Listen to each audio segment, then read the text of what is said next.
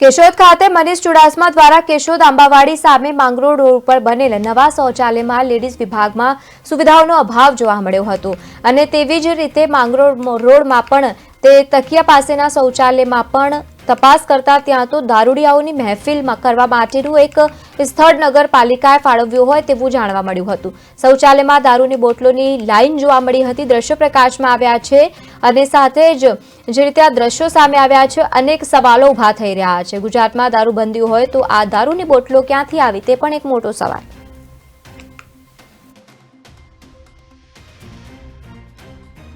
હું છું મનીષભાઈ ચુડાસમા, કેશોદ તાલુકા પંચાયત વિરોધ પક્ષ નેતા પ્રતિનિધિ।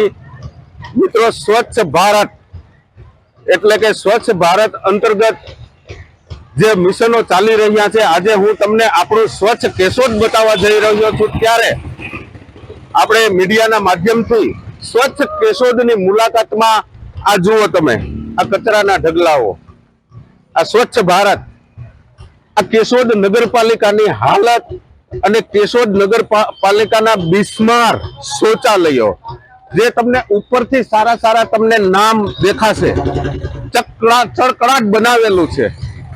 આની પાછળ જે કોઈ વ્યક્તિ જવાબદાર હોય તેમણે ખરેખર આની અંદર પૂરતું ધ્યાન દેવું જોઈએ। અમે અમુક બહેનોને પણ રિસ્પોન્સ લીધો છે, જે બહેનો માટે સુવિધાઓ હોવી જોઈએ। હું છું